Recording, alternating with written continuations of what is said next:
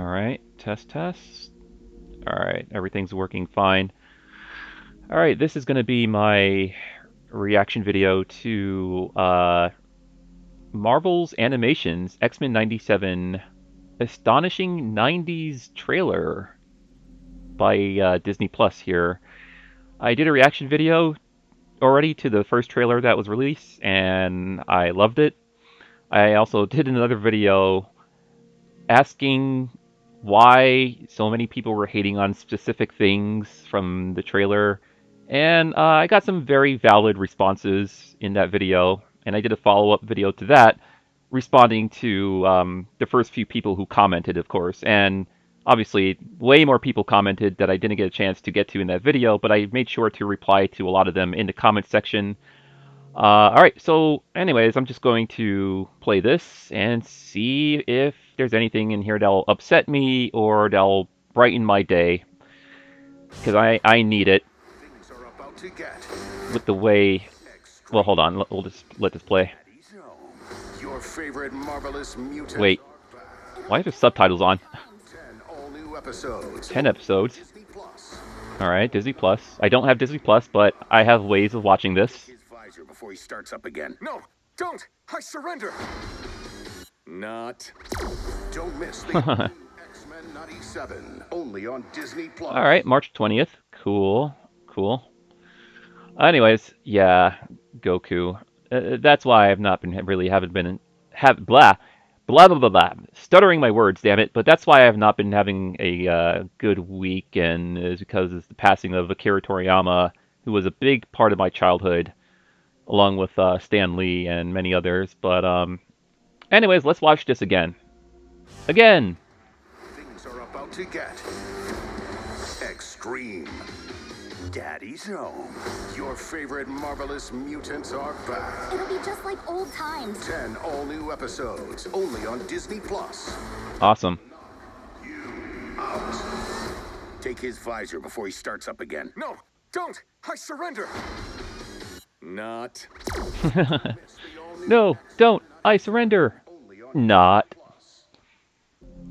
Alright, cool. So, so far I saw nothing that upsets me.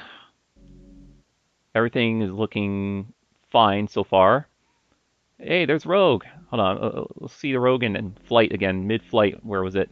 Can I... There she is. There's our gal. There's our boy. Let's see, what's a cool shot to freeze this on as I provide some commentary? We have Cyclops saving... scrolling down to the comments, damn it. By the way, I'm using the PS5 to web browse because I can't use...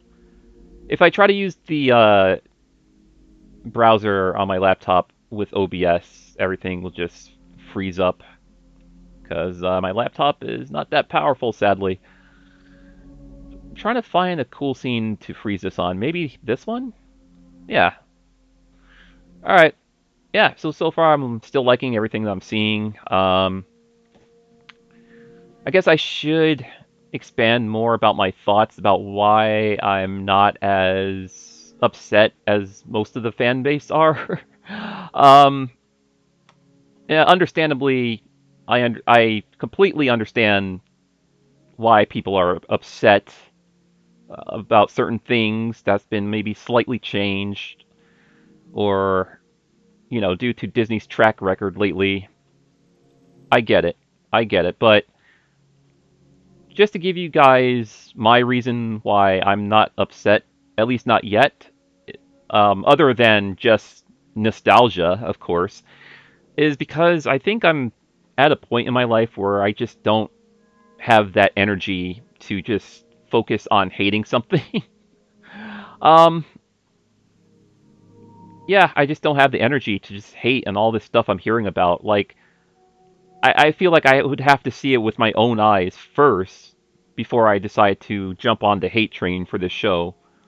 In that one video I did titled X-Men 97, Help Me Understand the Haters, I was pointing out the fact that people were angry about certain changes to Rogue's figure, and of course, the big change, which was Morph, and also that one shot with the newspaper that said Hellfire Gala on it, and on the top part it said Spider-Man, which that didn't bug me, but to other people, I guess they were looking into it deeper and were concerned about the ideologies that the writers were trying to, I guess, inject into the new show.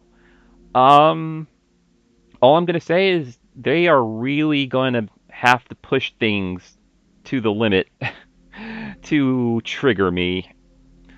Like, I understand people, rightfully so, are upset about what's going on with Morph and all, but to me, I'm just like, hey, man, as long as this show has entertaining stories, then I can overlook a lot of things. And the animation, I can even overlook the animation because to me, I'm okay with it. I'm okay with the animation. I understand people might be like, it's not like the old show, or it's 2024. Shouldn't the animation be like a god tier, like a Japanese anime or something? And I'm just like, I just don't have the energy to hate on stuff that was either said in articles or stuff that was shown. I'm like, I'm just gonna watch this for myself and see with my own eyes what happens with the story, okay? Before I just, you know, gravitate to certain things that were said or certain things that were mentioned by the creators of the show and, jump on the hate train on Twitter and be like, oh, this show is ruined now. My childhood is ruined. I'm just like, I just don't have the energy, man. I'm old. I'm exhausted. I just want to focus on things that I love instead of just focusing on the hate because I see enough hate going on social media and on YouTube, and I'm like, do people ever get tired of just hating? Did they just get tired of it? I mean, to their point, though, I understand their criticisms about Disney. That much is valid. But all this stuff about, oh man, they're going to inject their ideologies and just force this on us. I'm like, you know, I don't understand how it's being forced if it's going to be mostly your choice to either watch it or not watch it.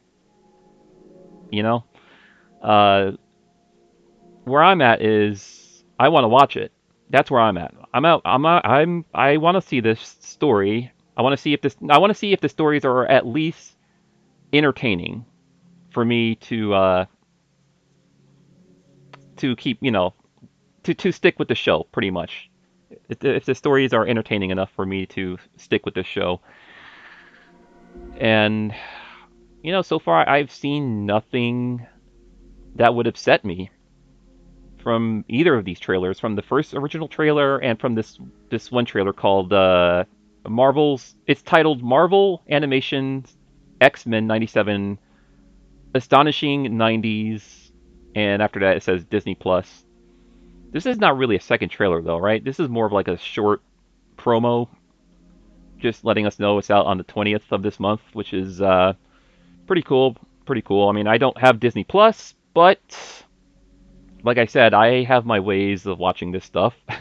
I have my secrets, okay? Uh, so yeah, that's where I'm at. I just don't have the energy to hate unless, they really go hardcore with this whole agenda crap or ideology crap. They really have to go hardcore for it. I'm talking about like Wolverine and Morph getting butt naked and having like a 5-minute sex scene or something like that. If that happens, then yeah, okay. My eyes might start twitching and I might upload an epic rant video. But as from what I've seen of these trailers, ignoring all of the articles that were saying certain things, ignoring all of that, so far I've seen nothing that would upset me, and I would very much want to see the show to see how things play out first I before I make a blood vessel pop in my forehead. um, but yeah, I just wanted to get that out there. All right. Uh, I will see you guys in the next one. Unless they're gonna put out another trailer after this, I might do a reaction video to that just to see if there's anything that will, piss me off or get me hyped. Uh, I'm pretty lukewarm with this. Yeah, I'm lukewarm. I'm not pissed off. Um, Hype, well, I'm cautiously optimistic.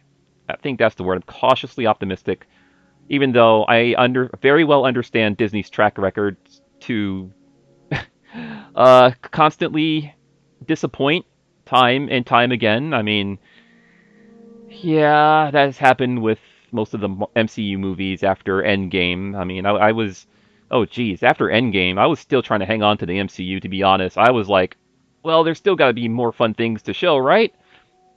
And what came after Endgame? There was Spider-Man: Far From Home. Yeah, Spider-Man: Far From Home. I thought it was fun because I was like, all right, first time we're getting a live action Mysterio. Oh, they're not doing Mysterio in the way that I thought they would do him, but it was still kind of fun Spider-Man film, whatever. And I was still trying to hang on for a little bit longer because Spider-Man: No Way Home was fun with the whole multiverse thing that they were doing, and Doctor Strange Across the Multiverse, or no, sorry, uh, Doctor Strange Into the Multiverse. I think that was the title. No, Doctor Strange Into the Multiverse of Madness. Why am I blanking out on the title? Oh my god. I'm gonna have to look this up. I think it was called Doctor Strange Into the Multiverse of Madness. Let me see. Doctor Strange.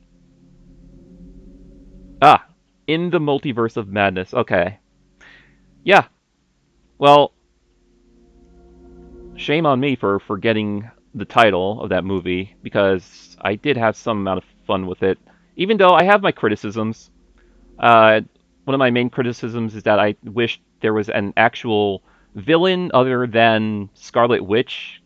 I thought that was kind of meh. I was like, I wish there was an actual villain for them to fight. Like Doctor Strange and Scarlet Witch eventually teams up to go against, a main bad guy, but that never happened. Um, oh, my other criticisms with that movie is they didn't really spend a lot of time exploring different universes. The majority of the movie only took place in like maybe just one universe they went to, and yeah, Doctor Strange had to fight another Doctor Strange in another universe, but I wanted to see other universes.